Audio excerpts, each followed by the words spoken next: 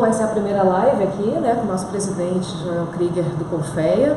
É um espaço democrático, né, presidente, para que todos os profissionais do país inteiro tenham a oportunidade de mandar mensagens, perguntas, opiniões, e o senhor responde aqui ao vivo para quem nos mandar a pergunta aqui. E a ideia é fazer quinzenalmente, né? Vamos falar um pouquinho sobre isso? É legal a gente falar sobre essa questão da live, a ideia.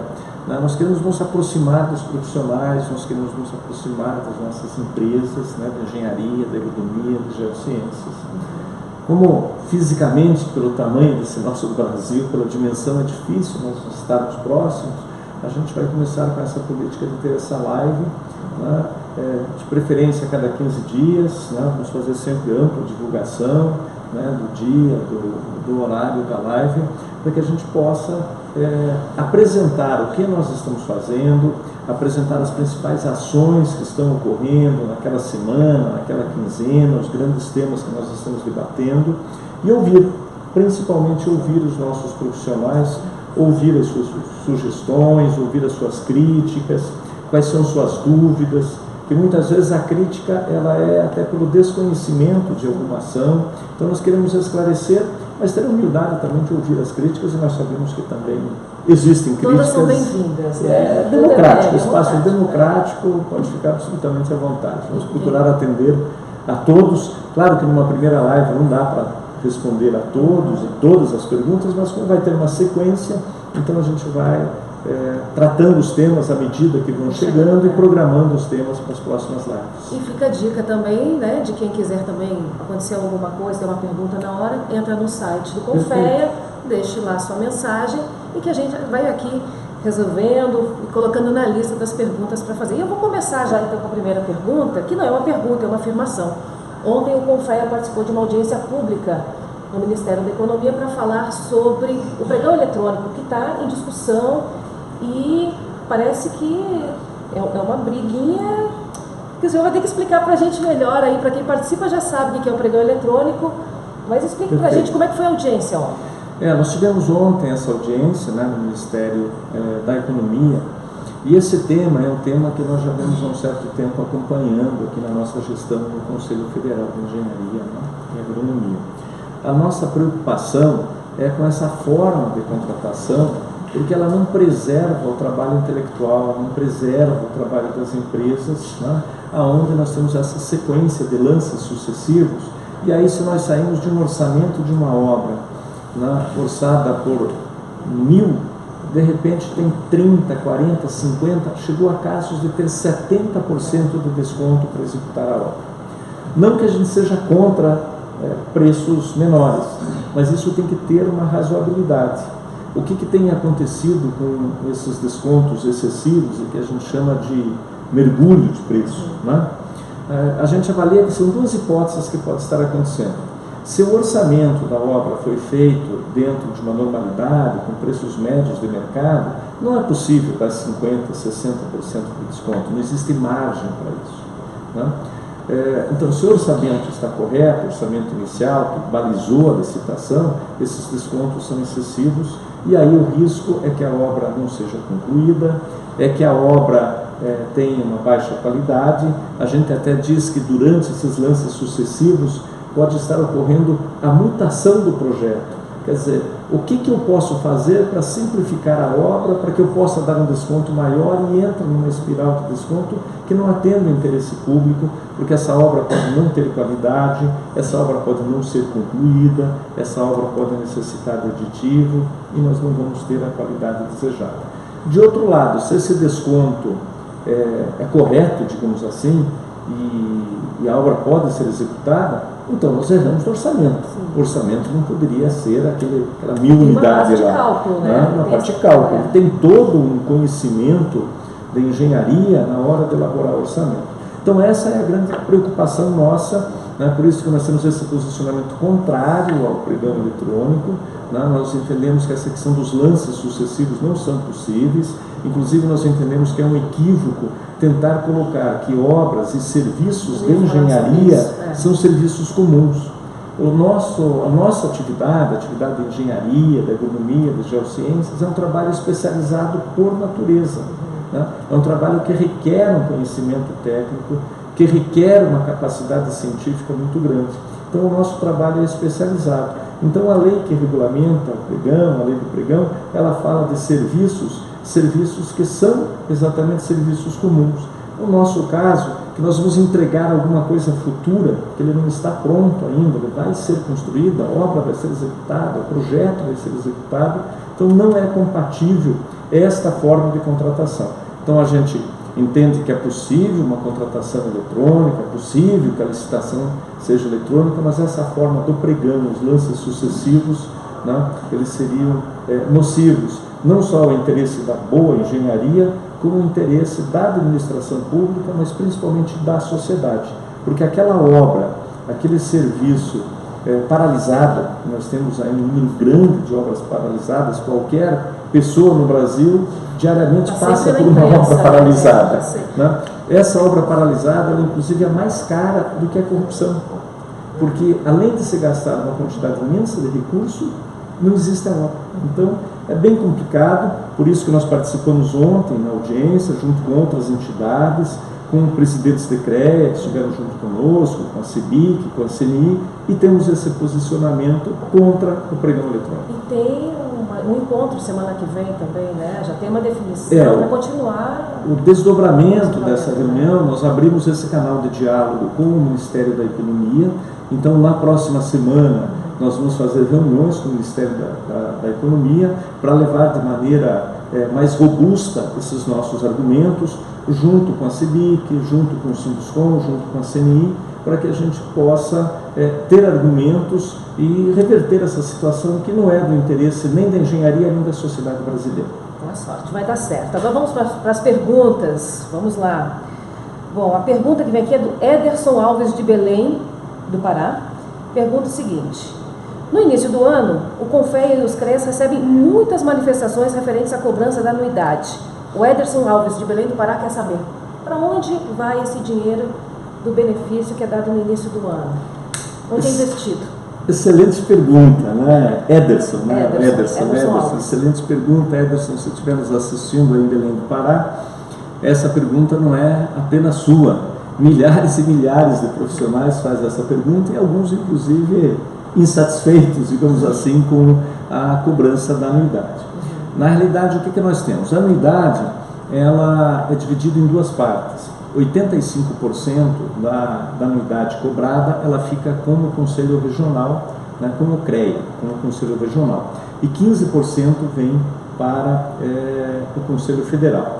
Desses 85% que fica com o respectivo CREA, de onde que é pago, o CREA utiliza para desenvolver as suas atividades.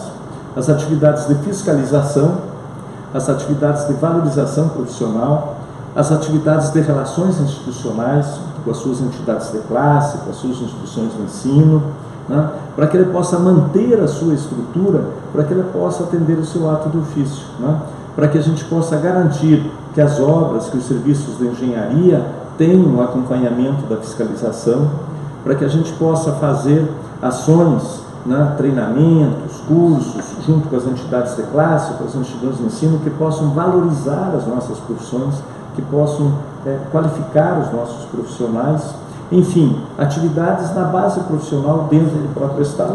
Local. Dos 15% que vem para o Conselho Federal, daí é para manter a nossa estrutura aqui em Brasília, né? Nós somos, na realidade, uma terceira instância administrativa, então é grau de recurso de todos os processos daquela fiscalização do regional que são geradas. Então, se tem um ato fiscalizatório e tem uma autuação, né, de um leigo ou de um profissional, a primeira instância administrativa é a Câmara Especializada com os conselheiros regionais. A segunda instância administrativa é o plenário do regional. E a terceira instância administrativa, que daí é a última instância, somos nós aqui no Conselho Federal. Então nós temos que manter a nossa estrutura para recepcionar esses processos do Brasil todo, manter a nossa estrutura do plenário, as nossas ações de valorização, de articulação, de relação institucional aqui em Brasília, né? Nós temos que trabalhar com as questões das comissões de ética que tem em cada regional e que tem a sua articulação nacional. Nós fazemos a relação institucional com as nossas entidades de classe, com as nossas instituições de ensino, através dos nossos editais de chamamento público, através dos nossos editais de patrocínio, né, através das nossas possibilidades de locação de estandes, para fazer a divulgação do nosso trabalho. Nós temos, por exemplo, do ano passado, várias entidades de praticamente todos os estados que receberam ou vão receber recursos para realizar capacitações, para realizar treinamentos, né? Como, por exemplo, a Associação Catarinense de Engenheiros, que já realizou uma série de atividades, né?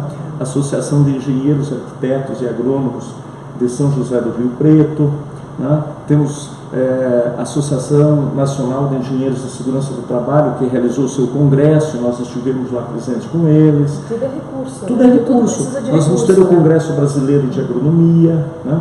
Nós temos, por exemplo, mantemos um acordo de reciprocidade com a Ordem dos Engenheiros de Portugal, que abriu a possibilidade de milhares de engenheiros brasileiros se registrarem e trabalharem em Portugal. Nós temos hoje em torno de 3.000 engenheiros brasileiros que estão registrados e podem exercer livremente a engenharia no território português. Então, tudo isso são atividades que nós realizamos aqui em Brasília, mas que demandam uma estrutura, um acompanhamento, e aí esses 15%, logicamente, que são direcionados para esse tipo de ação. Trabalho não falta.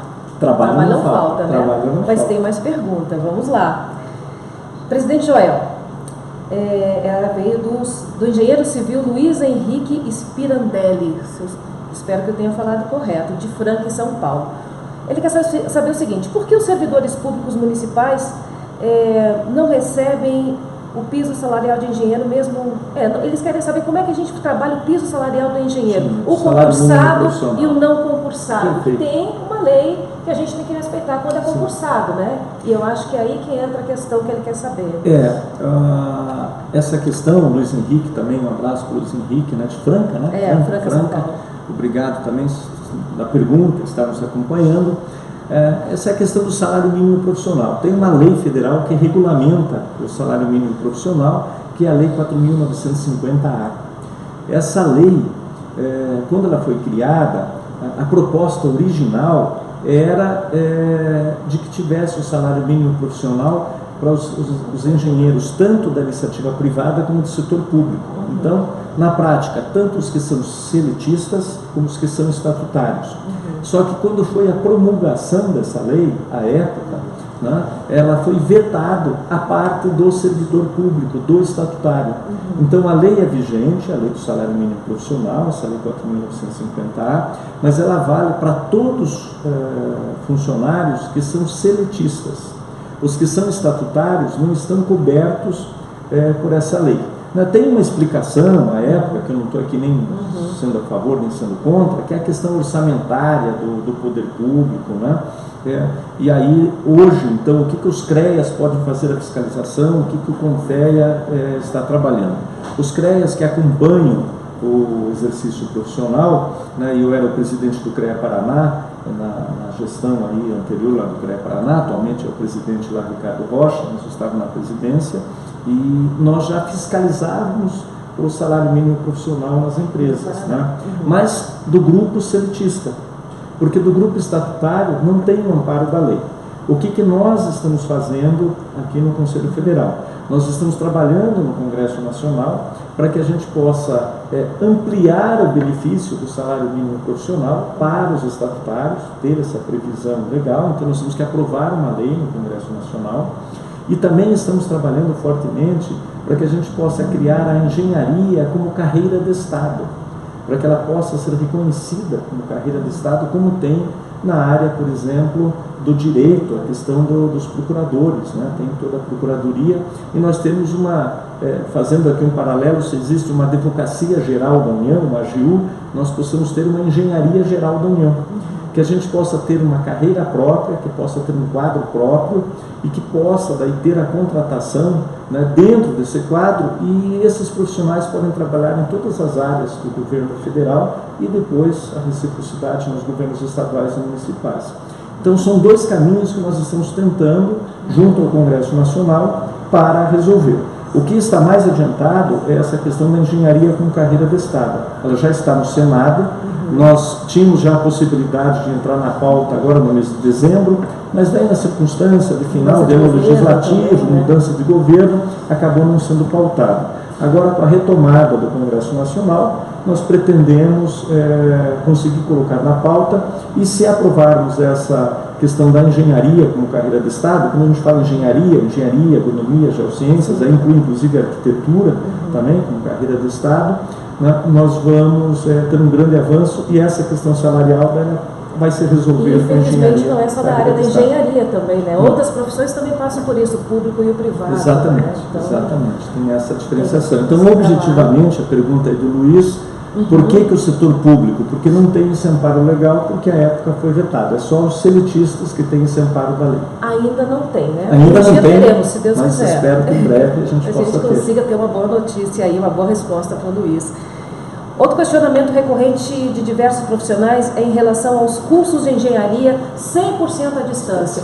E isso não é só da engenharia, porque esses dias eu estava também trabalhando com a questão dos enfermeiros, que também passam pelo mesmo problema dos engenheiros, né? Então, a pergunta quer saber assim, o CONFEA pode impedir a criação desses cursos? O que é possível fazer para resolver esse problema? 100% online no curso de engenheiro, como é que se forma esse profissional? Primeiro, a questão conceitual, né? Depois a questão legal, se nós podemos impedir ou não esses cursos. Do ponto de vista conceitual, nós entendemos inconcebível um curso de engenharia 100% à distância. Isso não é aceitável, não tem como. Tá? Primeiro, porque existem características de disciplinas que só podem ser feitas presencialmente. Né? Imagine você fazer um ensaio de laboratório na engenharia civil, por exemplo, de mecânica dos solos, à distância. Fotografia ou no computador. Né? Isso ajuda, claro, nós somos o Conselho de Tecnologia e não podemos ser contra a tecnologia, mas tem coisas que não se substituem. Não é possível. Né?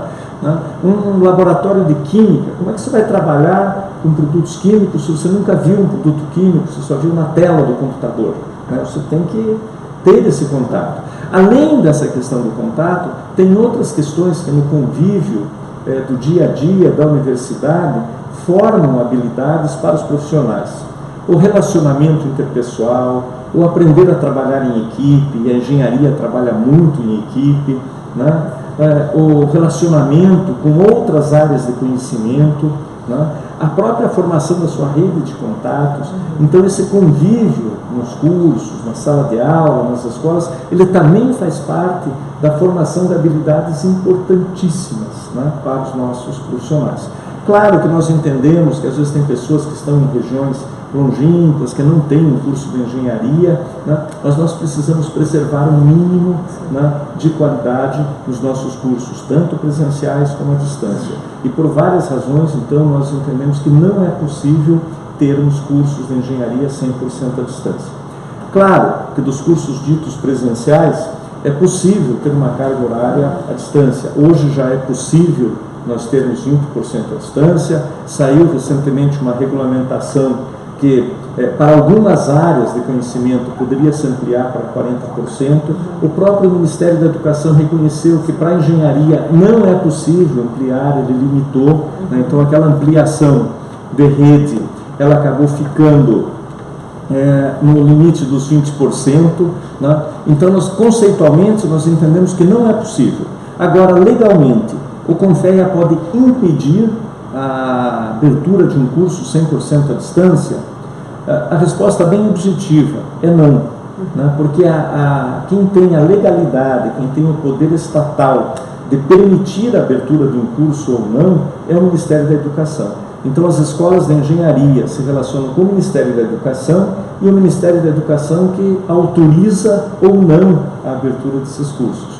O que nós temos aberto um canal de diálogo com o Ministério da Educação para que a gente possa achar uma solução negociada para impedir esses cursos 100% à distância. Claro que aí existem vários interesses envolvidos, existem interesses de instituições de ensino, de grupos econômicos que têm interesse no ensino à distância. Em algumas áreas né, a gente entende que é aceitável, mas no nosso caso, então, de maneira bem objetiva, o Conselho Federal de Engenharia e Agronomia também tem uma posição absolutamente contrária aos cursos 100% à distância. Aceitamos os cursos híbridos, aceitamos a possibilidade de rediscutir esse 20%, se pode ser um pouco mais, em que condições, não há problema nenhum. Mas cursos 100% à distância, não. Só que, infelizmente, o poder de regulação não é do Conselho Federal, é do Ministério da Educação, então a gente tem esse convívio conflituoso aí nesse momento. Bom, a gente recebeu aqui do seu assessor de imprensa, que o pessoal que está nos assistindo ao vivo aqui. E Felipe, ó, vai fechar aqui rapidinho, mas é o Enio Padilha, já decorei o nome dele aqui. Enio Padilha de Santa Catarina, grande amigo nosso. E ele está perguntando aqui quais são os maiores desafios aqui do senhor à frente do CONFEA esse ano de 2019. Vou botar para carregar. Enio, grande abraço para você aí de Santa Catarina, né, grande amigo nosso, grande parceiro do Conselho Federal, né, inclusive recentemente eu li um artigo seu, Enio, sobre comunicação, e que nós acabamos adotando aqui, vários CREAs estão adotando, onde ele fazia uma crítica construtiva, que o nosso sistema profissional fazia uma mídia muito chapa branca, digamos assim, né, e que precisaria fazer uma mídia diferente. E inspirado nesse artigo do Enio Padilha, né, nós estamos revendo, né, a nossa forma de comunicação. Hoje, essa live que nós estamos começando aqui, já é resultado de uma nova leitura, de uma releitura dessa forma de comunicação. Então, Enio, muito obrigado pela sua contribuição, mesmo sem você saber, porque você escreveu o artigo e circulou, mas você chegou, teve eco, né, e está surgindo. Mas, objetivamente, a pergunta, os grandes desafios para 2019. Primeiro, nós estamos estabelecendo novas relações, é normal uma mudança de governo, com o novo governo federal, para que a gente possa voltar a discutir a questão das políticas públicas. Então, a questão da infraestrutura, na área de transportes, na área de energia, na área de meio ambiente, na área de saneamento, na área de habitação, nós estamos reconstruindo essa relação para que a gente possa colaborar e ajudar o governo federal. A engenharia brasileira sempre esteve à disposição, sempre estará à disposição do governo, né, e somos os principais interessados para que as coisas deem certo junto ao governo federal. Então, esse é um desafio que nós temos no sentido de construir essa relação normal no início de um novo governo. Também, neste ano, nós queremos focar em algumas mudanças legislativas internas nossas aqui importantes. Nós queremos rever alguns dos normativos, nós queremos simplificar, né? Nós queremos tornar mais leve a vida do nosso profissional e das nossas empresas de engenharia. Uma outra questão que é reflexo do que eu falei inicialmente da comunicação, né? Nós queremos aprimorar a nossa comunicação para que as informações cheguem para o profissional lá na ponta, para que ele entenda qual é o papel do Conselho Federal, que ele entenda qual é o papel do Conselho Regional e o que nós estamos contribuindo para a melhoria ou para garantir o bom exercício profissional, né, em todas as regiões, todas as cidades aí do nosso Brasil. Também nós queremos ampliar esse ano a nossa participação, né, na questão de normatização das normas técnicas, na Associação Brasileira de Normas Técnicas. Então nós vamos ter um trabalho mais intenso junto à BNT, né? Nós queremos ampliar uma questão de certificações, principalmente estamos negociando daí nos moldes que nós negociamos com Portugal, a reciprocidade do exercício profissional. Nós estamos negociando nos Estados Unidos com a Associação de Engenheiros e a Associação de Agrônomos, para que a gente possa melhorar a questão da certificação profissional, para que a gente possa qualificar e certificar internacionalmente os nossos profissionais, né? Então são alguns dos nossos desafios. E temos aqueles desafios da rotina nossa. Nós temos uma semana oficial de engenharia e agronomia, que vai ser realizada na cidade de Palmas, Tocantins, esse ano. Então vamos estar lá com 3.000 profissionais na cidade de Palmas.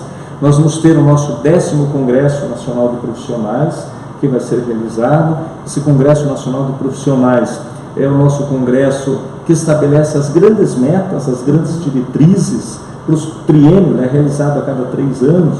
Então é um órgão deliberativo que nos dá as diretrizes dos próximos 3 anos. Então é importantíssimo realizar esse congresso, que também será realizado na sequência da SOEA, né, na cidade de Palmas, em Tocantins. Então esses são alguns dos grandes desafios, né, que nós temos. Outros que virão. E outros que virão, né? E Enio, conto com a sua colaboração para vencermos todos esses aí. O nosso tempo está acabando, então vamos agradecer a participação de todos aqui, né? Os profissionais que acompanharam essa live aqui com o presidente Joel Krieger, nossa primeira, e fica aí, a gente vai começar a dica de começar a participar mais também do site do Confea, mandando sugestões, perguntas. Fica à vontade para agradecer. Fico muito satisfeito de ter iniciado essa série de lives aqui, de nos aproximarmos aí dos nossos profissionais, das nossas empresas, né? Aqui eu agradeço aos presidentes de CREA, aos 27 presidentes de CREA, que também estão inovando, também estão realizando outras formas de comunicação. E aqui destaco que, por exemplo, nesta última semana tivemos lives semelhantes no CREA Goiás, o presidente Francisco do CREA Goiás se aproximando com os profissionais do estado de Goiás. O presidente Manuel, no Ceará, também realizou live, aproximando. Outros presidentes já têm programado, e outras formas de comunicação que cada regional, com a sua característica, está trabalhando. Então eu tenho certeza que os 27 presidentes da CREA também vão estar se aproximando e explicando um pouco mais do nosso sistema profissional. Também agradeço os nossos conselheiros federais, né, os nossos 18 conselheiros federais titulares e os respectivos suplentes que nós temos. Na semana que vem nós iniciamos o nosso ano legislativo aqui no nosso Conselho Federal. Na segunda e terça-feira nós temos workshop de treinamento dos novos conselheiros, e na quarta, e na quinta e na sexta-feira nós temos a nossa primeira sessão plenária do ano de 2019.